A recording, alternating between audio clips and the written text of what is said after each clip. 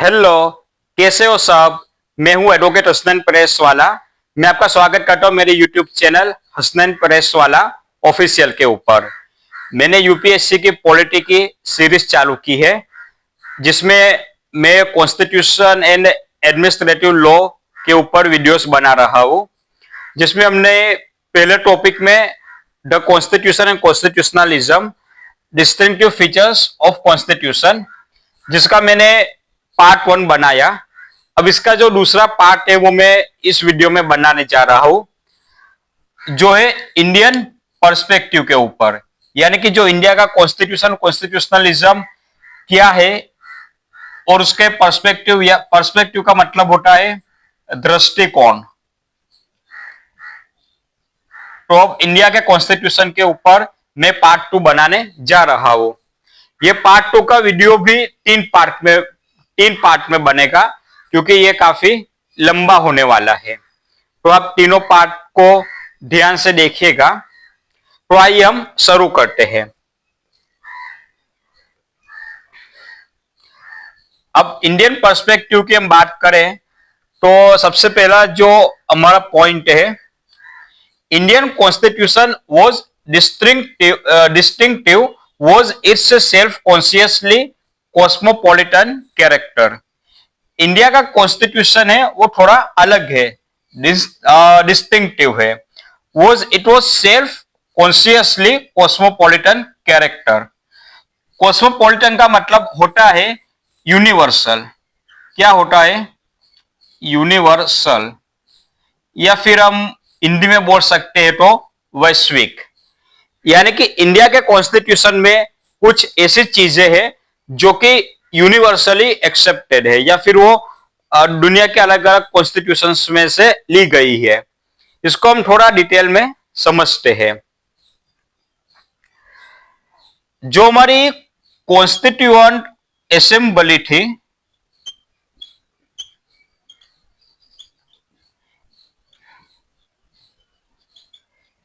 यानी हम इसको हिंदी में बोल सकते हैं बंधारणीय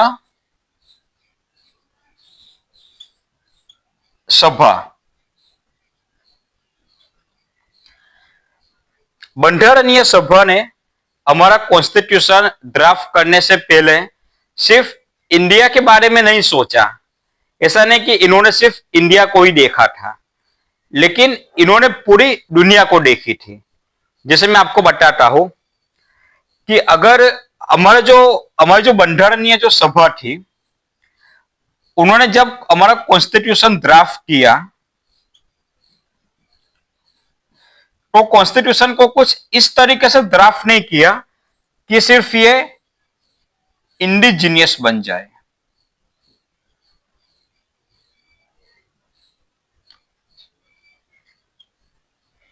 या फिर ये सिर्फ नैरो नेशनल रहे।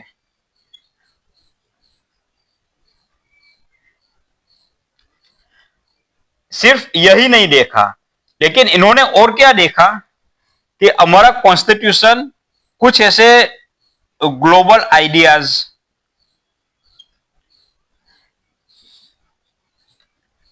या फिर जो ग्लोबल लीगल ट्रेडिशंस थे उस वक्त के,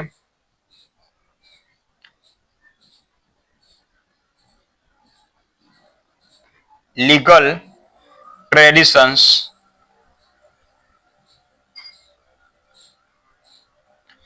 इन सबको भी अपने कॉन्स्टिट्यूशन में इंक्लूड किया है। इसमें कुछ इंडिजीनियस और नेरो नेशनल्स भी थे, जैसे कि हमारी नदियों का जो पानी था उसका कैसे बंटवारा होगा, हमारी भाषाएं, हमारी राज्यों की सीमा, ये सब बातें थी इंडिजीनियस, यानी कि स्थानिक बातें थी। लेकिन हमारा कॉन्स्टिट्यूशन कुछ ऐसे ग्लोबल आइडियाज और ऐसे कोई जो प्रचलित लीगल ट्रेडिशंस थे, उन सबको भी हमारे कॉन्स्टिट्यूशन ने अपने अंदर इंक्लूड किया है। क्या है ये सब? कि एक होता है, देखो आपको सही से दिख तो रहा है ना, लिबर्टी, फिर equality,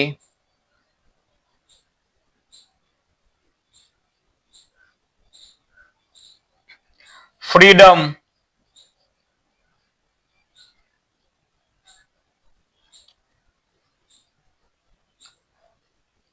fraternity,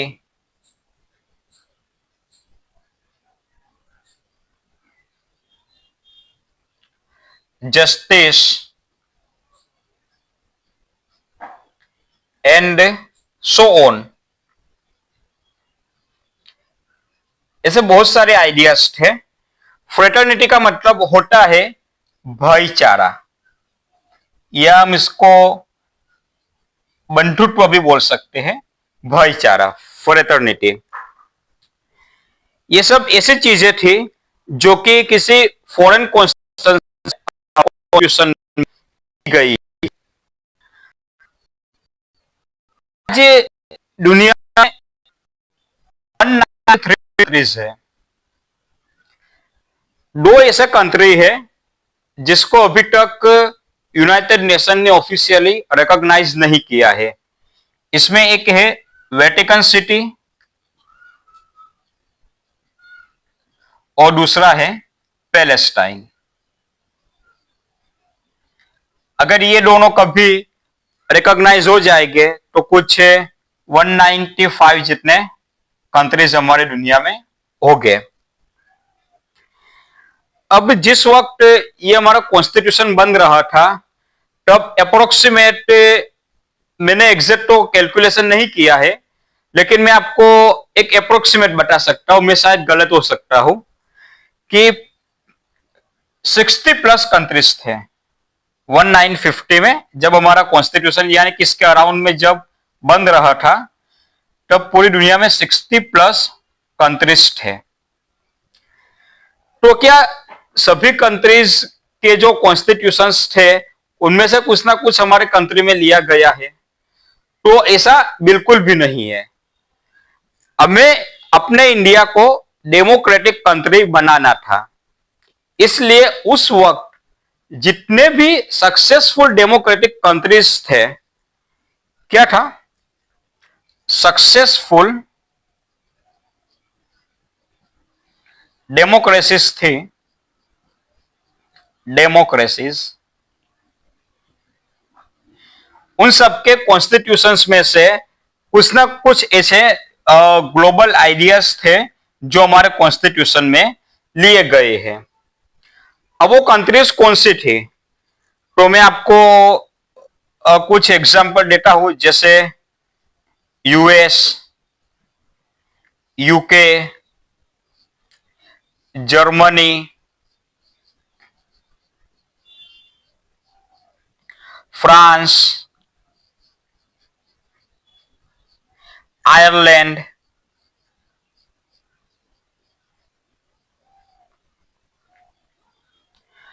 Canada and so on.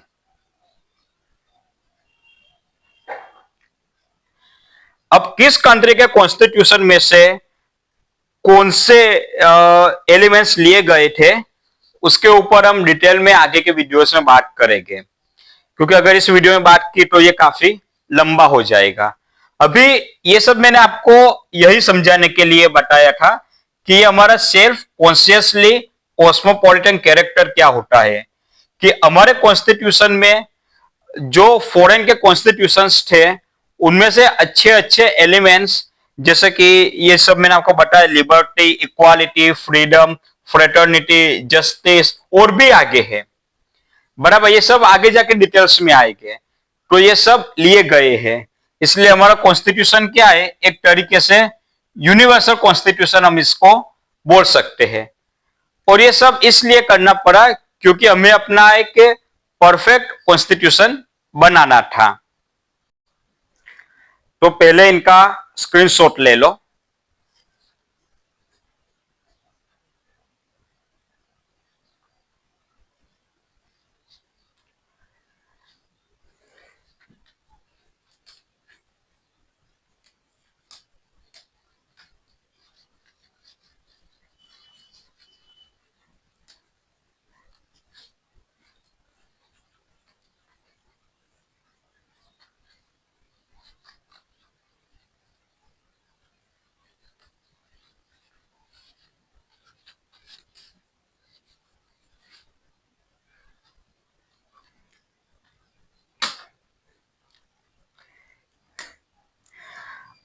अब हमारा दूसरा पॉइंट है, there are major substantive tensions that have been defined in the contours of Indian constitutionalism.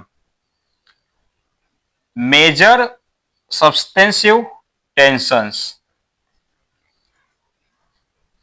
हमारा इंडिया यूनिटी इन डाइवर्सिटी है, यानी विविधता में एकता। कितना बड़ा देश, कितने अलग अलग प्रजाति के लोग, कितनी अलग अलग सभ्यताएं, कितने सारे धर्म, कितनी सारी भाषाएं, कितनी अलग अलग भौगोलिक परिस्थितियां।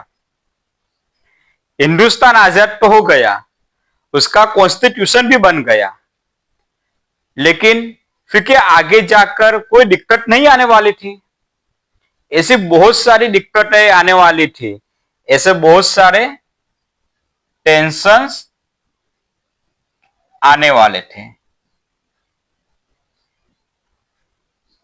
हमारी बंधारणीय सभा ने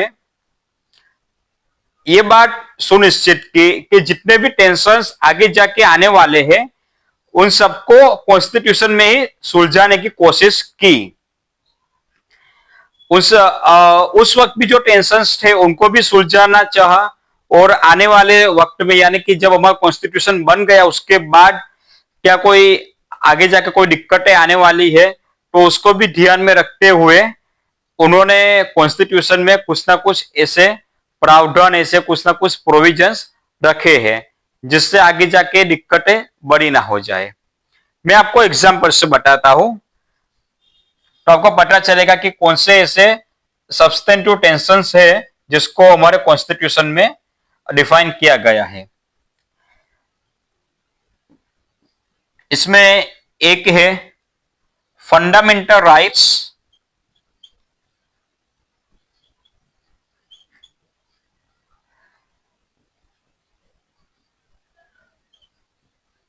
वर्सेस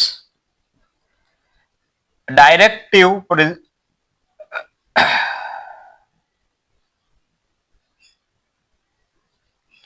प्रिंसिपल्स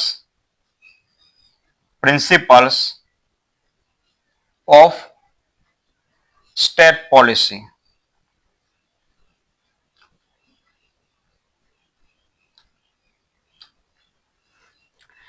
फंडामेंटल राइट हमारे कॉन्स्टिट्यूशन के तीसरे पार्ट में है। हमारे जो कॉन्स्टिट्यूशन के जो पार्ट्स है उसमें तीसरे पार्ट में है फंडामेंटल राइट्स, और जो डायरेक्टिव प्रिंसिपल्स है वो है हमारे कॉन्स्टिट्यूशन के चौथे पार्ट में। अब जो फंडामेंटल राइट्स है उसके सरकार गारंटी देती है, यानी कि इंडिया में जो भी कोई इंडिया का सिटीजन है उनको फंडामेंटल राइट्स मिलने ही मिलने हैं। कभी कभी कुछ राइट्स ऐसे भी होते हैं जो कि फॉरेनर को भी मिलते हैं, यानी कि ये गारंटेड चीज है। क्या है? गारंटेड है।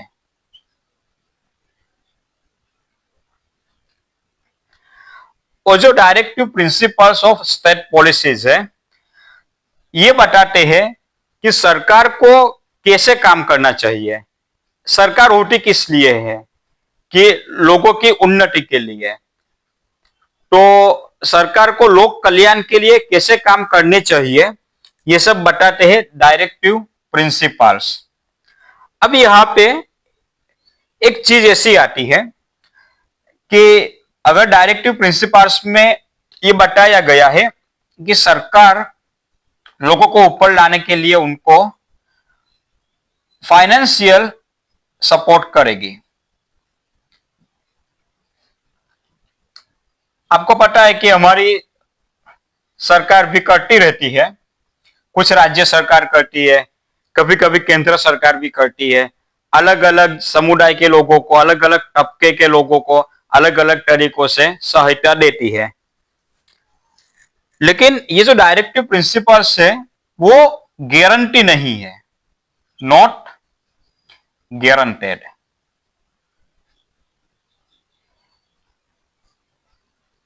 यानी कि ऐसा नहीं है कि आप जैसे फंडामेंटल राइट्स से आपके अगर उसका उल्लंघन होता है तो आप सीधे कोर्ट में जा सकते हो, सीधे सरकार के पास जा सकते हो कि नहीं ये तो मेरा राइट था, इसका उल्लंघन हुआ है।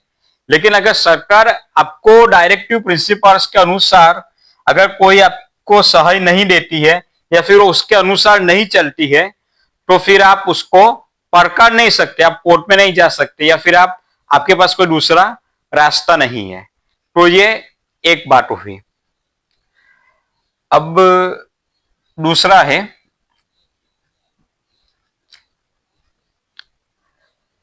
पार्लियामेंट्री सोवेरेनिटी।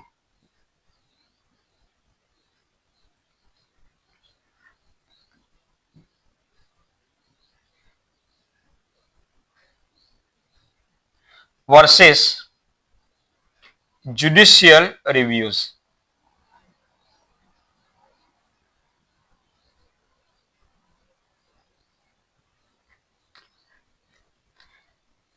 हमारे देश में कायदे कानून बनाने का काम पार्लियामेंट यानी कि हमारी संसद करती है।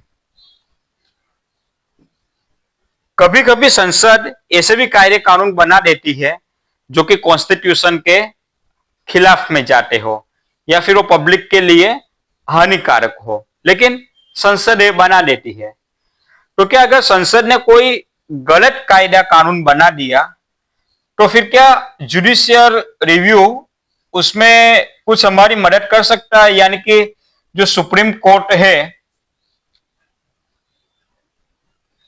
वो उस कायदे कानून की समीक्षा कर सकता है, या फिर अगर वो बिल्कुल ही गलत है तो क्या उसको वो रद्द कर सकता है। तो ये सब ऐसे प्रावधान है जो कि हमारे कॉन्स्टिट्यूशन में रखे गए हैं। तीसरा है हमारा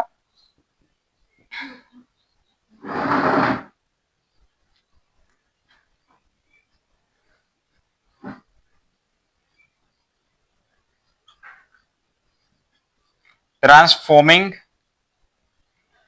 कॉन्स्टिट्यूशनलिज्म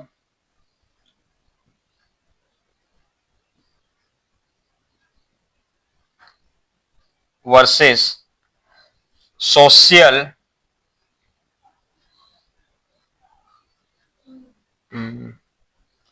कंजर्वेटिज्म।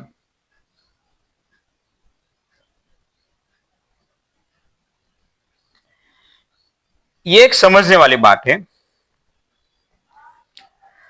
हमें पता है कि हमारा देश काफी ज्यादा धार्मिक है और सदियों से धार्मिक है। अब जहां पे धार्मिक लोगों की आबादी ज्यादा होती है वहां पे परंपराएं भी होती है। कभी कभी कुछ ऐसी परंपराएं होती है जो कि हजारों सालों से चली आती होती है। फिर क्या होता है कि जैसे जैसे समय बीतता जाता है वैसे वैसे उस समय के अनुसार वो परंपराएं गलत लगने लगती है। तो क्या सरकार या फिर सुप्रीम कोर्ट क्या किसी की धार्मिक परंपराओं को बदल सकता है, या फिर वो उसे ये सब करने से रोक सकता है, अपनी परंपरा का आचरण करने से रोक सकता है। तो इसकी जोगवाई भी हमारे संविधान में दी गई है।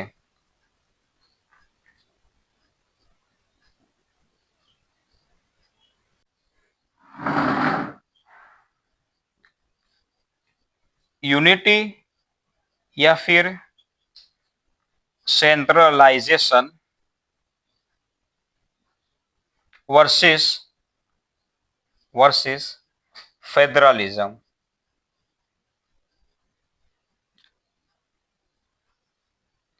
पहले हमें फेडरलिज्म समझना है। फेडरलिज्म का मतलब होता है कि जो छोटे छोटे स्टेट्स होते हैं वो सब मिलकर एक देश का निर्माण करते हैं। जैसे United State of America, United States of America USA, फिर UAE, United Arab Emirates, UK, United Kingdoms. Federalism में क्या होता है कि छोटे छोटे जो स्टेट्स होते हैं वो सब मिलकर किसी अपने कॉमन हित के लिए यानी अपने कॉमन फायदे के लिए एक देश का निर्माण करते हैं।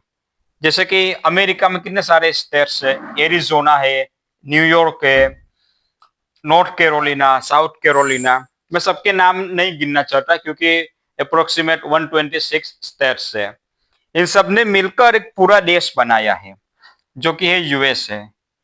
यूएई में Ajman, Dubai, Abu Dhabi, Umm al Quwain, ठीक है, सबके ऊपर हम नहीं जाते, सबके नाम के ऊपर। ऐसे 7 ऐसे एमिरेट्स यानी कि स्टेट्स ने मिलकर एक पूरा कंट्री बनाया है। यूके में भी कुछ इस तरीके से है। लेकिन हमारे इंडिया में ऐसा सिनेरियो नहीं है। हमारे इंडिया में हम ऐसा नहीं कह सकते कि तमिलनाडु या गुजरात या बिहार, इन सब स्टेट्स ने मिलकर पूरा इंडिया बनाया है।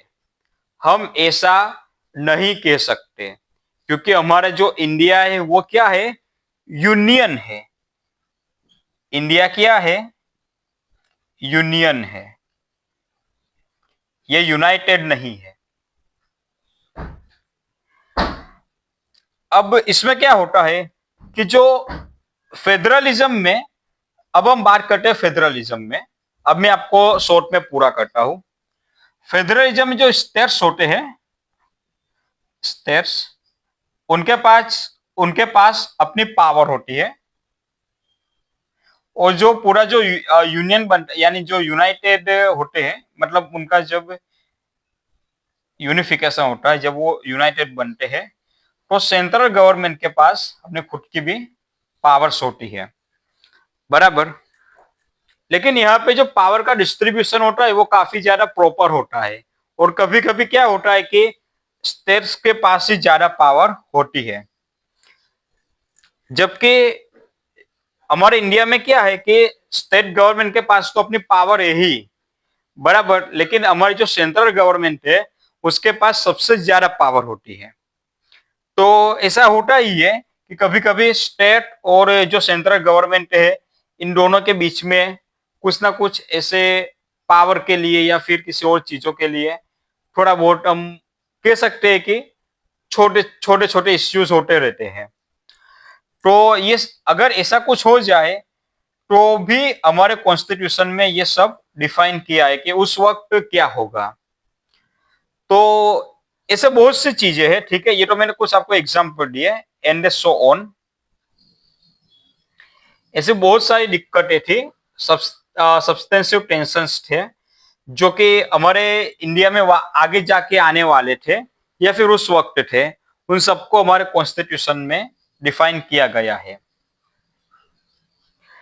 तो आप इनका स्क्रीनशॉट ले लो और ये अपना पार्ट 2 का पार्ट 1 है। फिर हम पार्ट 2 जो आएगा, इस पार्ट 2 का पार्ट 2, तो इसमें हम आगे जाके और ज्यादा डिस्कशन करेंगे कॉन्स्टिट्यूशन के इंडियन पर्सपेक्टिव के ऊपर। तो अगर आपको ये मेरा वीडियो अभी पसंद आता है तो आप मेरे वीडियो को लाइक करें, शेयर करें और मेरे चैनल को सब्सक्राइब करें। Thank you.